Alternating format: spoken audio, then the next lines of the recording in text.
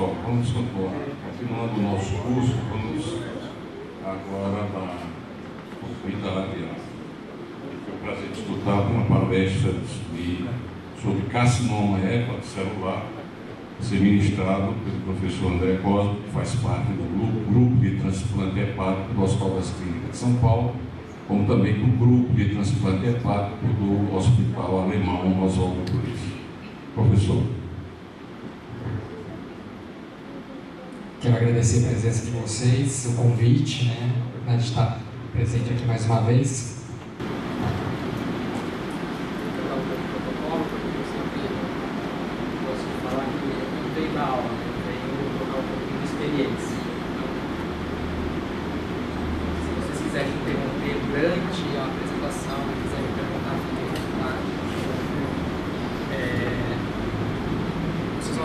Do cirurgião, eu costumo brincar e falar que eu sempre nem médico sou cirurgião, mais do que isso, sou um cirurgião extremamente restrito, porque há 15 anos eu só trabalho com fígado, eu falo que eu sou abaixo do diafragma e acima do tráix. Não pergunte mais nada além disso que eu não vou saber responder para vocês. Eu esqueci completamente o que trata doença inflamatória intestinal, motilidade, esteatose a gente vê bastante porque é o dia a dia, então a gente tem bastante experiência.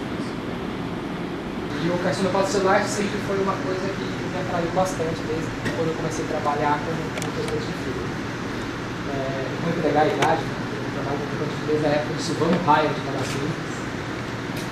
Quando está aposentado já. E quando a gente começou a trabalhar, eu comecei inicialmente a me interessar pelo câncer de fígado e resolvi fazer um ambulatório. Fiz um ambulatório de câncer de fígado e acabou ficando para mim especialmente avançado. Na época, não existia o critério de gravidade, então esse paciente é um paciente que ninguém queria. Porque o paciente demorava 4 anos em média para ser transplantado, e dificilmente o paciente com carcinoma hepatocelular chegava a ser transplantado em 4 anos. Então, até o pessoal da oncologia mandava paciente com câncer avançado para o Isso que aconteceu, chegou numa fase no ambulatório que tinha 450 pacientes cadastrados com câncer avançado. De desenvolver uma série de conhecimentos em relação a essa doença, mas em prática, até para o transplante de fígado, quando começou a ser priorizado esse paciente para transplante. Eu sou um vai falar que em 2000, 2001, a gente fazia reunião de carcinoma hepatocelular, ia no museu, o Sr. Clair, de vez em quando, o Sr. Venâncio, que é um radiologista, e um radiologista, que realmente foi o Oswaldo, analógico. Hoje não, a gente consegue encher salas, fazer meetings só sobre carcinoma hepatocelular. Então a coisa mudou bastante. Por que a importância disso? A gente estava falando sobre esteatose hepática, não tenha dúvida, a proporção de norte-americanos obesos já ultrapassou 50%. Então, essa esteatose hepática é uma doença muito incidente. Só para vocês terem uma ideia, calcula-se que 3% da população mundial seja portador de hepatite C. Então a gente vai ter muita doença hepática pela frente, vai ter muita doença complicada, muita doença avançada. Então os pacientes estão sendo cuidados, acompanhados, estão sendo tratados por especialistas. Então aqueles pacientes que morriam na terceira, quarta década de vida, estão sobrevivendo até a sexta, sétima década de vida. Com isso eles estão muito mais tempo expostos à doença hepática crônica, e com isso o desenvolvimento do carcinoma hepatocelular, desenvolvimento da CIT, das complicações, e com isso vai aumentar também o número de transplantes. Só lembrar do vírus da hepatite B, que também é uma coisa bastante importante, apesar de existir uma vacina que é 98% eficiente, 98%, 99% segura, então todo profissional da saúde, acreditem, colhem o seu anti-HBS, se vocês não se converteram, tentem fazer uma nova exposição para ver se conseguem pelo menos um nível mínimo, tá bom? Eu já tomei 5 doses, eu não sou converto de jeito nenhum, então eu já conversei inclusive com infectologistas que dizem que a gente tem uma memória imunológica, se for exposto você vai produzir anticorpo, mas é uma coisa importante, Eu não só trabalho com esses pacientes há 15 anos, como eu coloco a mão em sangue de paciente com hepatite 100% das vezes. Então isso é uma coisa muito importante. Isso é um dado da Secretaria de São Paulo que mostra a incidência do vírus da hepatite B na população. Veja que a gente tem mais ou menos uma distribuição etária relativamente semelhante à distribuição das doenças mais avançadas. Por quê? Porque eles comprometem principalmente quem? O adulto jovem em idade de produtividade, é o adulto jovem produtivo. Esse é o grande problema dessa doença, né? Uma doença que está aumentando a sua incidência, a sua prevalência e está pegando a principal população, que é o adulto jovem produtivo, né? Uma distribuição masculino e feminino muito semelhante, e o vírus da hepatite C também na mesma proporção de adultos jovens produtivos. Então, a gente vai cada vez mais se deparar com esse tipo de doença. Vai ser uma rotina no nosso dia a dia cada vez mais, né? A gente chegou a ter 54% de vírus C positivo na lista de transplante para o Hospital das Clínicas.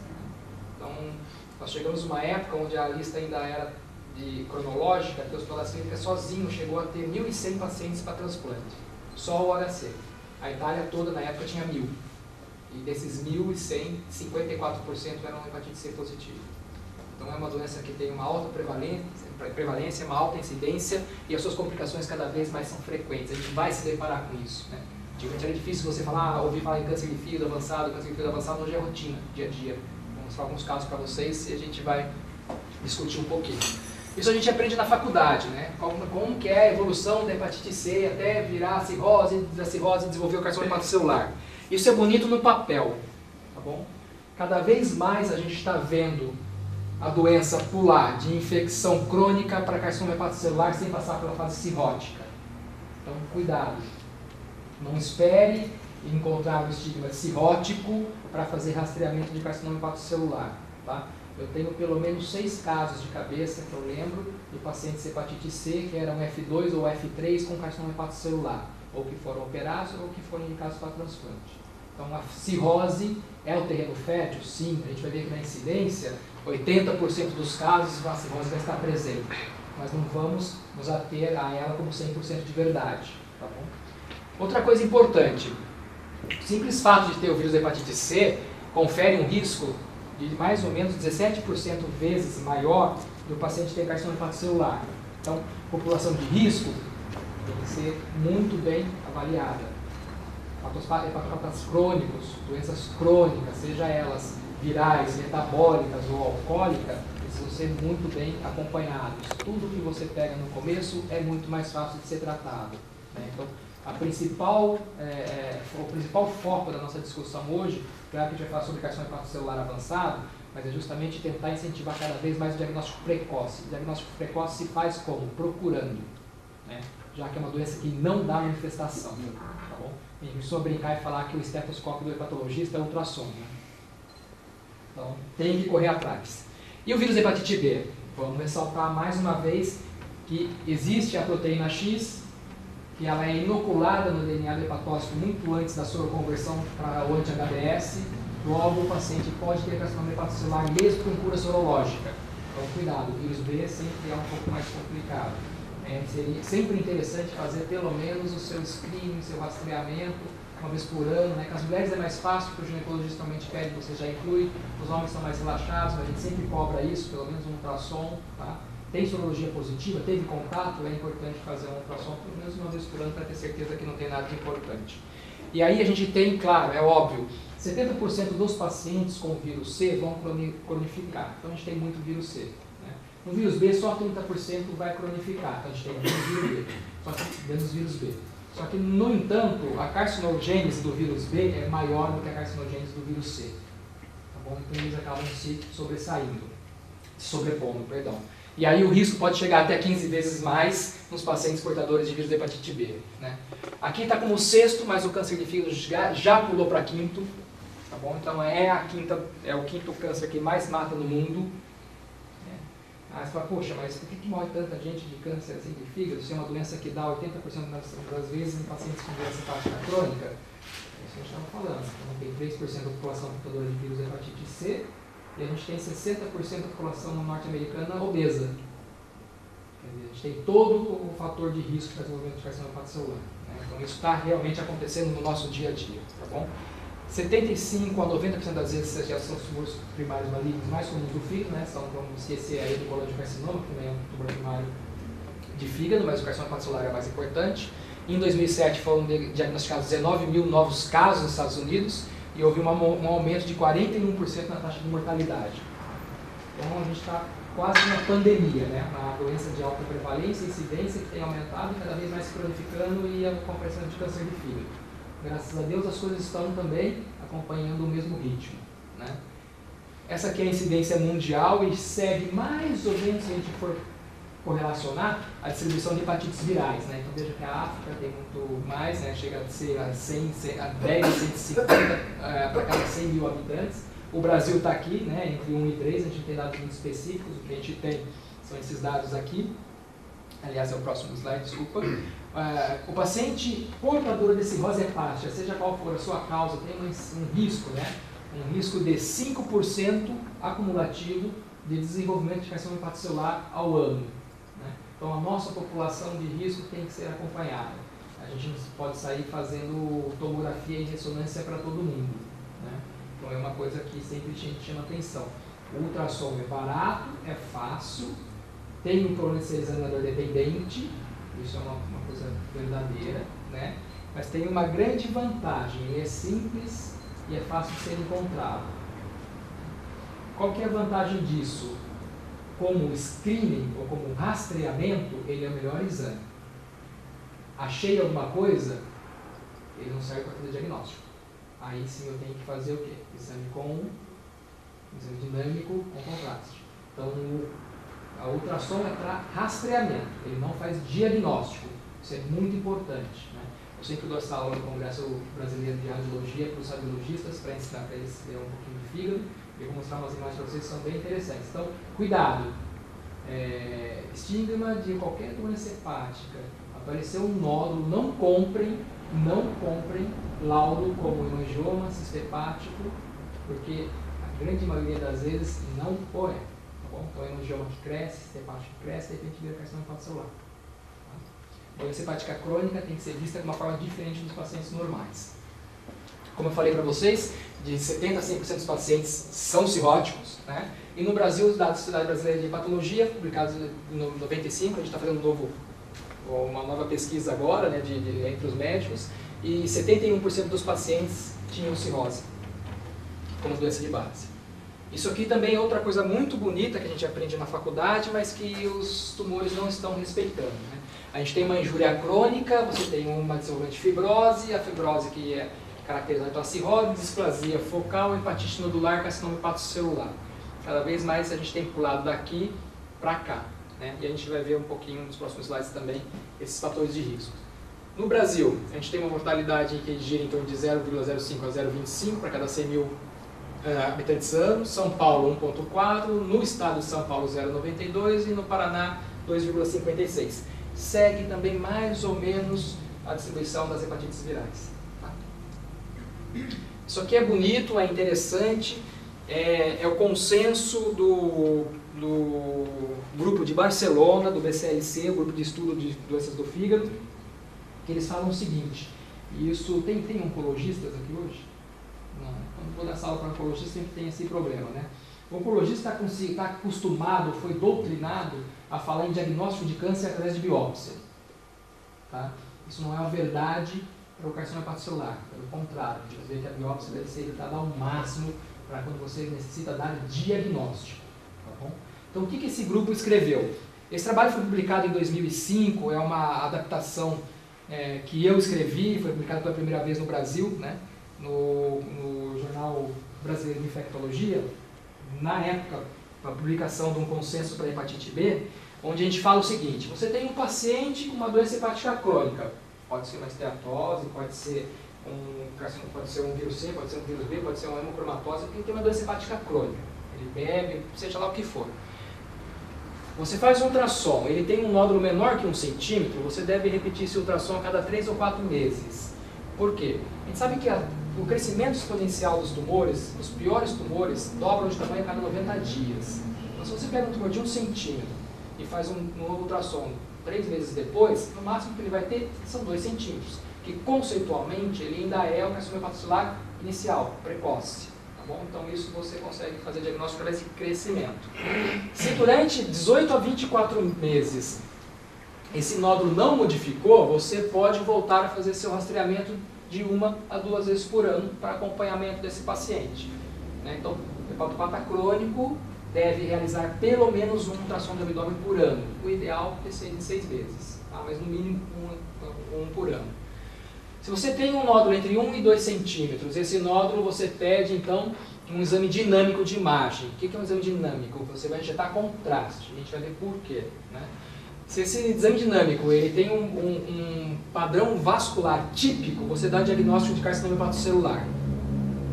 E a biópsia? A biópsia não precisa ser feita, não tem necessidade nenhuma. Por quê?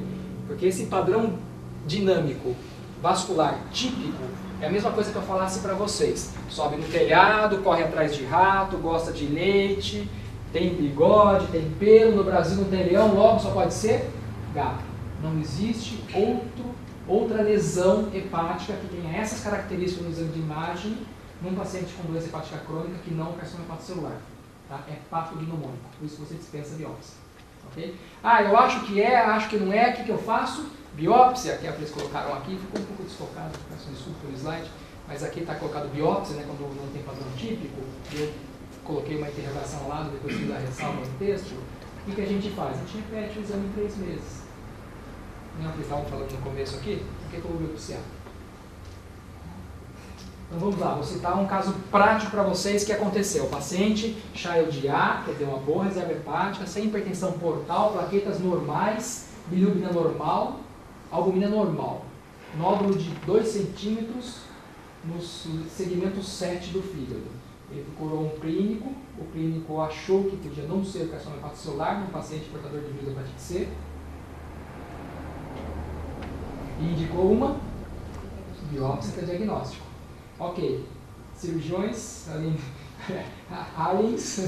de mim, então a gente sabe, um paciente desse que eu escrevi para vocês é o paciente que você pede para chegar no seu consultório, porque é o paciente que você vai operar.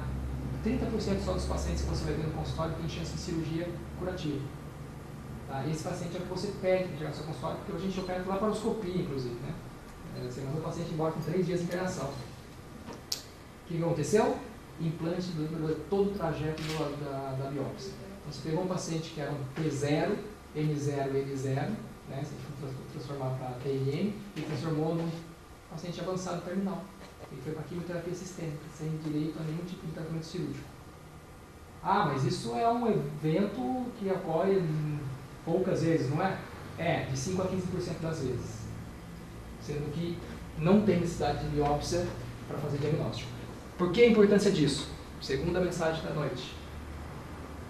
Porque o convênio não pode se negar a tratar, o governo não pode se negar a fornecer medicação, você pode incluir o paciente em lista de transplante só com tomografia, você não precisa precisar carcinoma hepatocelular. Quem trabalha com transplante sabe disso. Então, eu preciso de biópsia para liberar a medicação Nexavar? Desculpa, não tem justificativa. Ninguém falou que precisa de biópsia para fazer diagnóstico de câncer de fígado. Eu tenho diagnóstico confirmado. Eu tenho uma doença hepática crônica, eu tenho um exame de imagem demonstrando, eu vou prescrever a medicação. Isso aqui sempre dá briga, né? Você pega um ultrassom e tá lá, uma lesão hiperecogênica no lobo hepático, não sei o que, isso é fácil, né? Hiperecogênico, um paciente com doença hepática crônica, isso provavelmente é um carcinoma hepatocelular, perfeito. Quando vem um laudo assim, uma lesão iso ou hipoecogênica, um fígado mais ou menos alterado, mas não muito alterado, primeiro diagnóstico, cisto hepático, ou hemangioma pequeno, não é? Isso aqui é um carcinoma hepatocelular inicial, que ainda não sofreu a conversão de vascularização portal para arterial, não ganhou gordura ou esteatose na sua conformação, que é como está aqui que a gente vê, e com isso ele se apresenta no ultrassom iso ou hipoecogênico. Tá? Eu tive um caso recente que eu até apresentei em Salvador, no congresso, um paciente que ficou 1 ano com uma lesão dessa porque o cardiologista interpretou isso como um cisto hepático porque o ultrassonografista deu o diagnóstico de cisto hepático. E aí? Esse é o padrão arterial típico que eu falei para vocês. Não existe outra doença hepática que dá esse tipo de padrão. Tá? Só que para você ter esse padrão, você precisa de uma tomografia bem feita. Né? Não adianta a enfermeira ir lá e injetar contraste na mão na hora, né? Se você não fizer os tempos direitinho, você não consegue um padrão vascular bom. Se você não consegue um padrão vascular bom, você não vê isso aqui, porque às vezes não dá tempo de chegar o contraste no tumor e você já fez os cortes, você perdeu a chance de fazer diagnóstico. Então cuidado, quando pegarem uma tomografia, se habituem aos poucos a olhar a tomografia, que a gente aprendeu a interpretar raio-x na faculdade, lembra? Tinha que olhar se estava bem centrado, bem insuflado. Tomografia de abdômen é a mesma coisa. Você precisa ter algumas coisinhas que você precisa olhar com cuidado para não comer bola e cair na mão de quem está laudando. Né? Eu não olho lá a tomografia e ressonância. Eu primeiro olho o exame e vou ver se quem escreveu certo.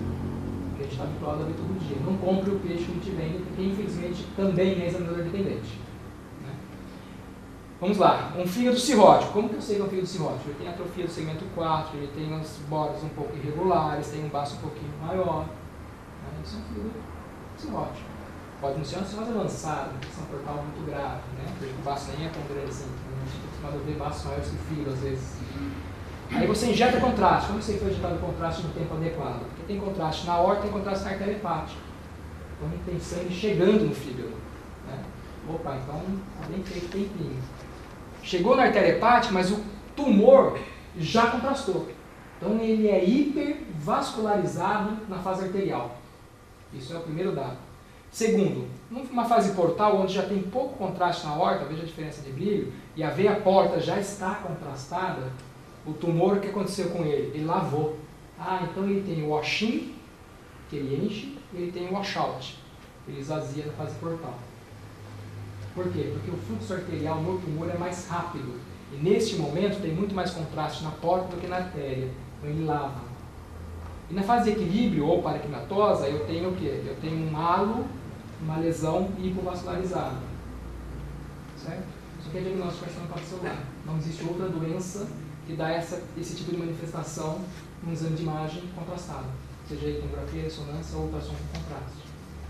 Tá bom? Você está autorizado a dar diagnóstico, fechar diagnóstico de carcinoma celular. Aí ninguém vai perguntar, e alfa-feto? Eu costumo brincar e falar que é que nem caminhão de japonês, é tudo igual. Né? Se ela estiver alta, serve para alguma coisa, se ela estiver baixa, não serve para nada. Às vezes os tumores são tão indiferenciados que nem produzir alfa-fetos eles são capazes. Tá? Como já cansei de ver, a gente vai ver o caso que eu vou mostrar para vocês no final, de tumores com 17, 20 centímetros e alfa-feto normal. Ressonância magnética é a mesma coisa, com uma vantagem que a gente tem uma fase em T2, onde o tumor fica hipervascular também. Então você consegue ter essa variação de ressonância magnética.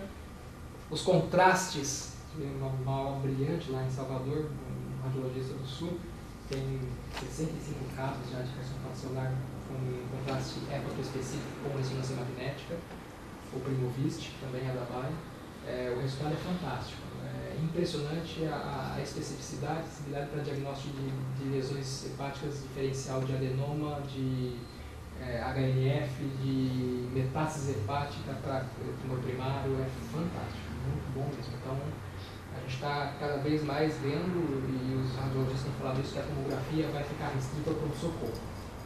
Para diagnóstico de rotina, a ressonância magnética vai superar muito a qualidade dos exames logo.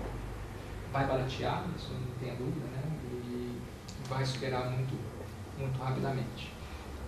Outra coisa que quem está habituado a trabalhar com a carcinoma celular é a nossa Bíblia, é o nosso beabá, é o nosso dia a dia, que é também do DCLC de Barcelona, né? Publicado pelo Gouveia e pelo Brooks, que é um sistema de estadiamento, mas pela primeira vez o sistema de estadiamento definiu o que você precisa fazer. Então, quando você tem o que você faz? Não é só dizer, olha, isso aqui é um intermediário, isso é um avançado, isso é um terminal, não. Isso aqui é um inicial, você trata queimando, ou ressecando, ou operando, e 30% dos casos vão ter um potencial de sobrevida em torno de 5 anos, 70% de chance de sobreviver. Certo? Então, esse estadiamento fez com que a gente começasse a organizar tratamentos em relação ao carcinoma celular. E a gente segue isso até hoje. Tá? Então, ele já foi mais do que validado. Ele compreende aí entre 82% e 85% dos casos. É óbvio que toda regra tem sua exceção, né? Inclusive o caso que eu apresentei lá na patologia do milênio era uma exceção à regra. Mas de qualquer forma, mais do que fazer um estadiamento, a gente consegue definir o que a gente vai fazer. Okay? Qual que é a importância disso que eu chamo a atenção para vocês? 50% a 60% dos casos vão ser intermediários ou avançados. Então quem trabalha com fígado sabe que cada 10 pacientes que você atender, só 3 você vai conseguir encaminhar para um transplante ou para uma ressecção. A maioria vai estar compreendido aqui, que você vai encaminhar ou para quimioembolização, ou antigamente, eu sempre deixo aqui esses novos agentes, porque isso aqui é a publicação antiga, e hoje já está mais do que bem está estabelecido o uso do sorafenib, que é o Nexavar. Tá bom? Muito bem. Quais são as medicações que a gente tem para tratamento do carcinoma hepático celular? Já adianto para vocês. Quimioterapia sistêmica é muito ruim para carcinoma hepático celular, por um simples motivo. O paciente cirrótico é o nosso famoso Kinder Ovo. O câncer vem acompanhado da cirrose, então tem uma surpresinha dentro. Então, a maioria das vezes a quimioterapia mata o paciente e não o tumor. Então, a quimioterapia sistêmica para esses pacientes é muito ruim. Quando você tem doença restrita ao fígado, você tem uma boa opção de quimioembolização. Quando você tem doença extrahepática ou evasão vascular, você fica rendido, até então a gente não tinha muito para que usar. Tá? Eu costumo brincar e falar, minha secretária, nos primeiros 3 meses de ambulatório de câncer de fígado, começou a tomar antidepressivo. A gente atendia 40 pacientes por dia em média, e a gente dava pelo menos 25 notícias de que ia morrer em 3 meses, que é a sobrevida média do carcinoma hepático celular avançado. Então, assim, quando você vê 1 por mês, você consegue dormir tranquilo. Você vê 40 por semana, você começa a ficar preocupado, pô, o que eu vou fazer? E aí começaram a surgir as terapêuticas alvo. O que são terapêuticas alvos? Né? Quem não sabe vai ter que aprender. Biologia molecular. Né? Então, toda a célula tem sua via de ativação, de angiogênese. Então, dentro de todos aqueles que estão sendo estudados, o único que já tem estudo comprovado, que já está para uso clínico, você pode prescrever e utilizar, é o sorafenib. Né? Mas se a gente for olhar, a gente tem a via do EGFR, do EGF, o Avastin, cetuximab, os receptores de mTOR que estão aqui. Você tem também a cascata RAF-MEK-ER, que é o que a gente vai falar sobre o Nexavar, o P53, que sempre foi muito estudado, e também a via das caspases, que estão sendo bastante estudadas. Né?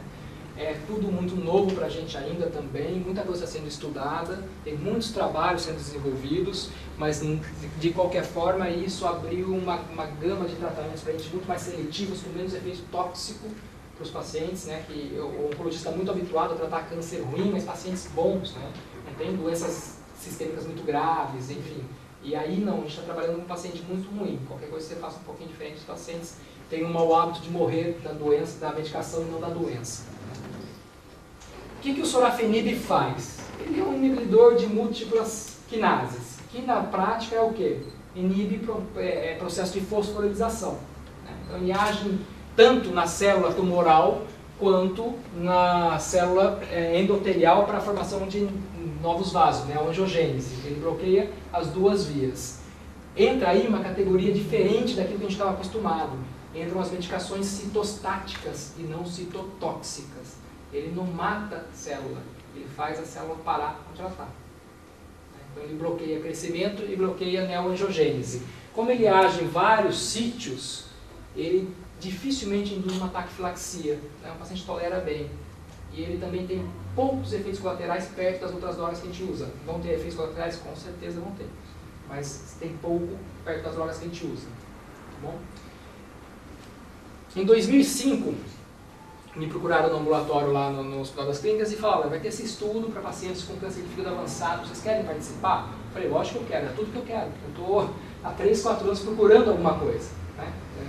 A gente não tinha nada. Quando eu conseguia fazer quimioembolização, beleza. Quando eu não conseguia, às vezes eu mandava para a oncologia fazer quimio, às vezes não tinha o que fazer, a gente com suporte dos paliativos. Né? E aí a gente submeteu o protocolo à Anvisa.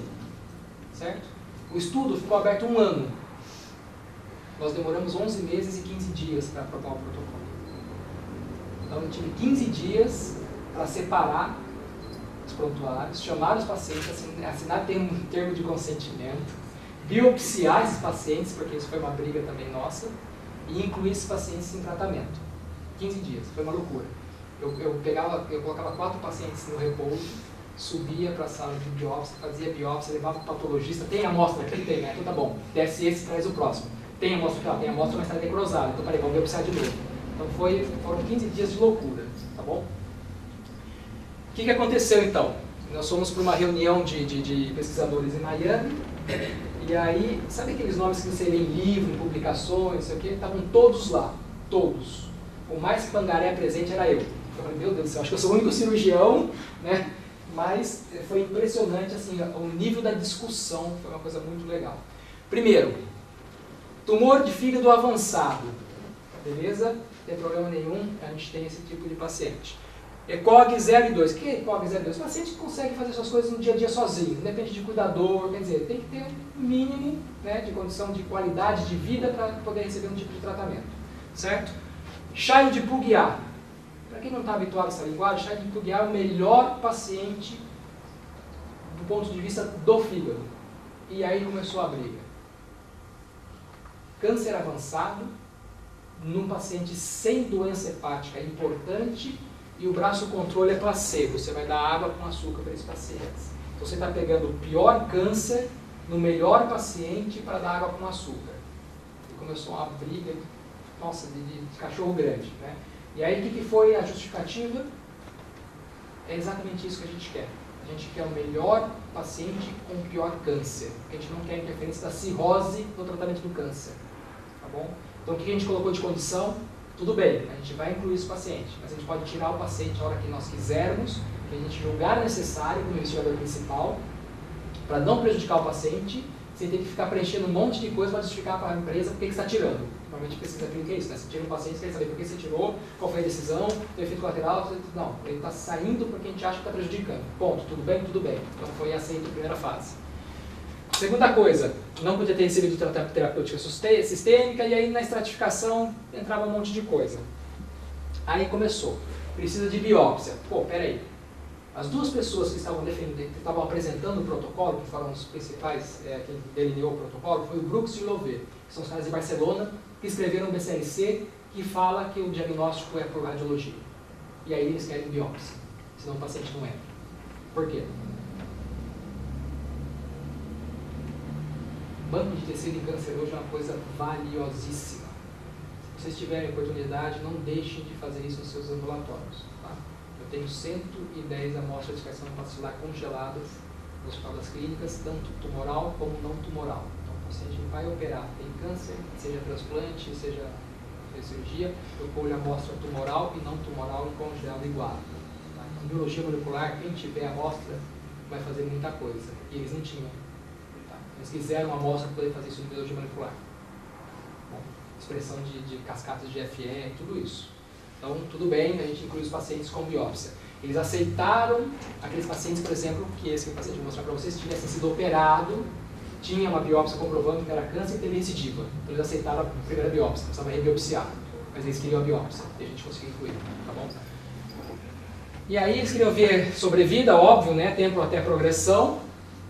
E foram 399 pacientes no Nexavar e 303 pacientes com placebo. Como que foi no Hospital das Clínicas?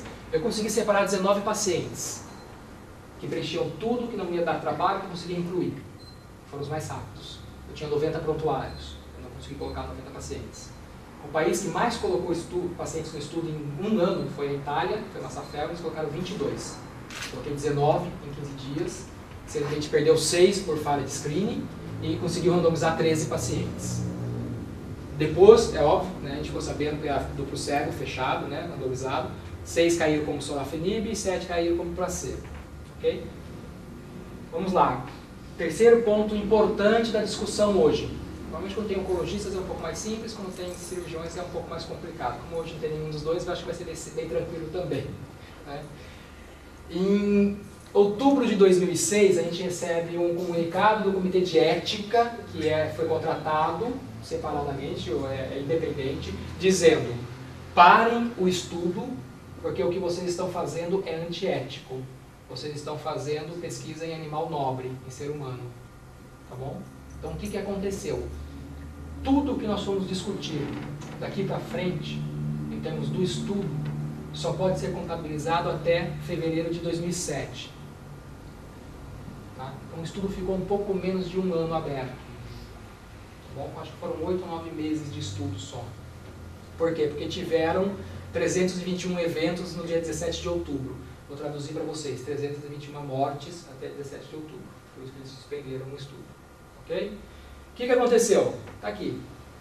Eu vim falar para vocês de uma droga que se você der para o paciente todos os dias 2 comprimidos de manhã, 2 comprimidos à noite, o paciente vai sobreviver 3 meses a mais. Então, aqueles pacientes que tomaram placebo sobreviveram a média de 8 meses. Os pacientes que tomaram a medicação sobreviveram 11 meses. Ok? Pouco, né, gente? 3 meses. Não. Aí, agregado a isso, eu vou passar para vocês que o custo mensal do tratamento dessa medicação custa mais ou menos em torno de uns 12 a 13 mil reais. Tá? Você consegue comprar uma caixinha por 6.500 reais, a caixinha dá para 15 dias. Estou falando de uma droga que custa mensalmente mais ou menos de 10 a 12 mil reais, que aumenta a sobrevida em 3 meses. Tudo bem? Quando nós fomos à Anvisa, em Brasília, perguntar por que o estudo não saía, sabe o que o cara respondeu pra gente lá? Não sei que vocês estão preocupados, porque vocês vão morrer mesmo. Sabe qual foi a nossa resposta?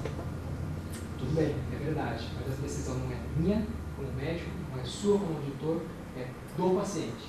Se ele quiser, você já pode pensar que ele pode estar com uma esposa grávida de 6 meses e 3 meses faz diferença porque ele vai ver o filho dele nascer? Então, às vezes 3 meses faz uma diferença que a gente não tem ideia. Eu já dei notícia para uma mãe, um menino de 18 anos, que a gente fez uma patectomia com fíbula lamelar, e aí depois de 1 ano ele começou com uma linfonodomegalia inguinal, e tinha iniciado a vida sexual, a gente achou que era uma DST, começou a tratar, e aí não melhorou, ele tinha corrimento, não melhorou, a gente foi fazer uma biópsia. E as pessoas que passaram naquela sala, a gente tem uma sala dentro do transplante de fígado, no centro cirúrgico, que é só um transplante de fígado, então eu fui fazer uma biópsia com um residente. E aí, a hora que eu abri, era um conglomerado linfonodal, que podia ser uma segunda neoplasia, né? Eu pedi uma agulha de Turgut, né? Falei, não vou precisar fazer uma agulha, então fiz de argolino por cima e mando a amostra para a patologista. Né? Aí fiz uma biópsia com a agulha de Turgut e mandei para o patologista. 40 minutos depois, entra a patologista sorrindo na sala. Fígado normal. Falei, doutor, eu estou biopsiando a região inguinal do paciente. Falei, então acho que é tudo. Essa história eu nunca esqueço. Ela entrou sorrindo. Fígado normal. Falei, olha, eu não estou fazendo hepatectomia. Eu estou tirando um linfonodo inguinal. E era uma recidiva e esse menino morreu 6 meses depois, tinha 18 anos. A gente não tinha o que oferecer. E a gente convivia isso todos os dias. Ok, vamos elevar a conversa agora? Vamos tornar a coisa um pouco mais inteligente? Perfeito. Lembra que eu falei para vocês que o estudo foi interrompido? Então, tudo que a gente analisou até aqui foram 8 meses de tratamento. Então, vamos esquecer os 3 meses e vamos olhar para o quê? Para a significância daquilo que a gente está fazendo. O P é de 0,00058. Alguém pode traduzir isso para mim? Qualquer coisa que você faça com um P maior que 0,005, né, 5% de complicação de cirurgia, você está proibido de repetir. Né? Então, 0,05 é o nosso famoso 5% tolerado em pesquisa. Tá bom? Isso quer dizer que o que a gente estava fazendo era desumano mesmo. Não é que os pacientes sobreviviam 3 meses. É que a gente parou o estudo. Porque os pacientes que tomavam a medicação tinham uma chance muito maior, de 500% mais de sobrevida do que os pacientes que não tomavam a medicação. Um P de 0,0058, se eu estendo isso para 2, 3 anos de tratamento, essa curva ia fazer isso aqui no mínimo. Por isso que o Comitê de Ética suspendeu, foi por causa disso aqui, não foi por causa disso aqui. Tá? Então, 3 meses, vocês forem pegar a bula, é verdade. Né? O trabalho saiu assim, ele aumentou em 3 meses a sobrevida dos pacientes com câncer de fígado avançado. Por quê? Porque o estudo foi interrompido. Né? Vamos ver por tempo livre de progressão de doença. Aí dá um P que não dá nem para... Né? 0,00007. Tá bom? Pela primeira vez, a gente tinha uma medicação que controlava o câncer de fígado avançado. Eu não estou falando aquele câncer inicial que a gente vai fazer a operação, não, aquele câncer que não tem o que fazer, que vai morrer em 3 meses. E a gente está conseguindo dar algum tipo de tratamento para os pacientes. Né? Então, foi o que mais animou a gente na época, foi ver resultado. E resultados assim, super expressivos, que eu vou mostrar para vocês, inclusive. Curiosidade, todos os pacientes, mesmo com invasão vascular, mesmo com lesão extrahepática, foram favoráveis ao uso da medicação. Né? Então, melhora mesmo, sem problema nenhum. Só um dado curioso, ninguém sabe muito bem porquê, mas os pacientes com hepatite C foram os melhores a responder, tanto para sobrevida quanto tempo de sobrevida livre de doença, de progressão de doença. Né? Foi um achado, não tem explicação, mas foram os melhores a responderam. E aí vamos falar sobre um pouquinho efeitos colaterais, não tem medo da medicação, porque efeitos colaterais.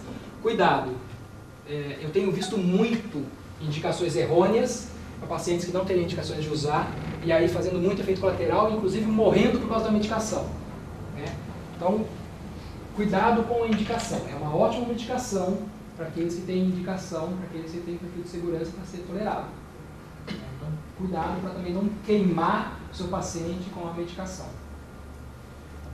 Efeito colateral tem. Eu vou citar 2 para vocês, que são muito comuns.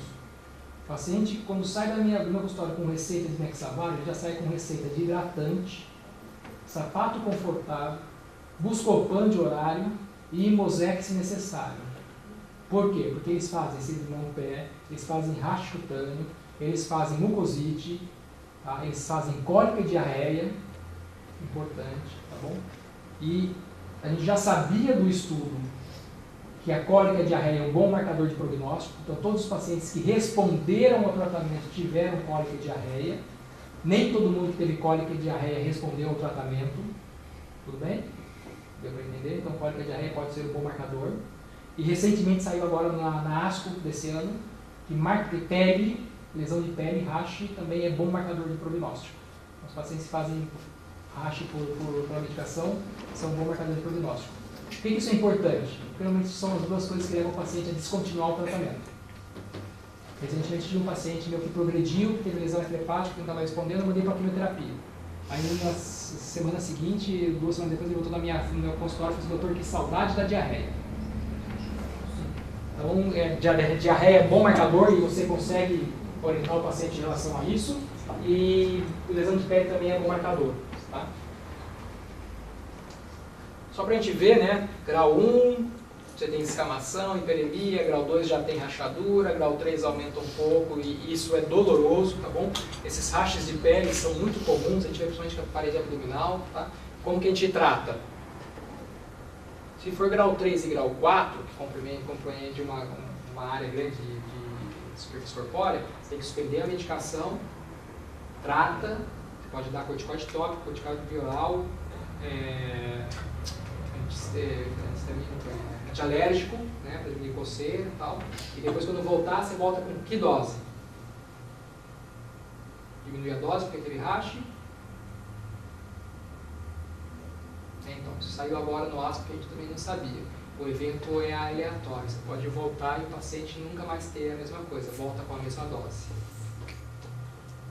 Então, não precisa diminuir dose para lesão de pele, não.